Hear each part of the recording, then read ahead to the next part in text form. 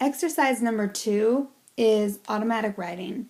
I was actually going to originally have exercise number 2 be a deeper inner clearing, a chakra clearing, but because some of you are pretty emotionally vulnerable right now, I wanted to provide an exercise that helps you tap directly into your intuition. In case you haven't really, I know that the videos that I've posted so far and what I've been talking about may have seemed a bit scattered, but I've been trying to feel out where everybody's at. Because I had my own agenda of what I wanted the class to be, but as I felt things around, I kind of felt it going in a little bit of a different direction. So this next week, now that I kind of have an emotional temperature read on the class, this next week will be a lot more focused and organized, if that makes sense. And this exercise, this automatic writing exercise, is the one that I want you to do today if you can, or at some point tomorrow, and share your experience tomorrow. I don't know if any of you have ever done automatic writing before, but what it is a chance to really tap into your intuition and bypass your ego. You do this by essentially writing with your non-dormant hand. So if you're right-handed, you would write with your left hand in this exercise and vice versa. What I typically like to do is get a piece of paper and just draw a line down the middle of it so you have 2 columns. You don't have to do it this way, but this is just one way to do it. On the right-hand side, with your dominant hand, the hand that you typically use to write with, write, what am I feeling inside? What's going on within me? Or you can get more specific about your question. But again, this exercise is to tap into your emotional internal world. And I know I've been harping on this a lot, and it's because the main issue most of us have is not trusting our emotional guidance system, and often not even being aware of what's going on for us.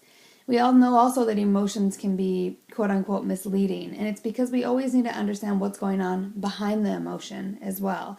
So for example, like I talked about with fear the other day, we were talking about people who avoid situations at all times, and one of you asked, well, what about, how do you know the difference between when you're avoiding something because it's not good for you to be in, and your emotional guidance system is telling you that's not a good situation for you to be in, and when you're avoiding something because you're afraid, you have a fear, you're afraid of being known, you're afraid of being seen, you're afraid of showing yourself. And that's what this class, I hope, is going to help all of us do even better, is understanding ourselves and really putting us in touch with our higher self and with our source self that's feeding us, the stream of source itself, or of God, or our creator. So in this exercise, again, on one side you'll write, what am I feeling? What's going on within me? Or if you already have a specific emotion that came up in your first exercise, ask maybe more about that specific thing. Like, I felt emotionally caged in. Why do I feel this way, for example? Then take your non-dominant hand, and on the other side of the paper, you'll start writing. And the trick is, the key to this whole exercise is, once you start writing, you do not stop and you do not think, and you write as quickly as you can. In other words, you do not pick your pen up at all, and you write whatever comes to your mind. If at first what comes is blah, blah, blah, I don't know what to write, just write that until you start tapping into something. Just keep writing. And you will write until you feel that everything's come through that needs to come through. Don't be surprised if it doesn't come to you really easy at first. If you're a writer or someone who's used to sort of going within, it might come easier. For me, automatic writing is one of the quickest and easiest ways I can tap into my intuitive knowing. But for some people, it might be a little bit harder. But I promise you, I've done this in my other classes. All the other classes I've taught online have been writing classes, and we've done a lot of automatic writing, and I will tell you that people have had amazing discoveries doing automatic writing. It's a form, the reason why you're using your non-dominant hand is because it's to tap into that part of you that you're not used to using, and it's to kind of remove your most, I don't want to say critical, but the side of you that would normally just come in and take over. It's tapping into that other part of your brain, essentially.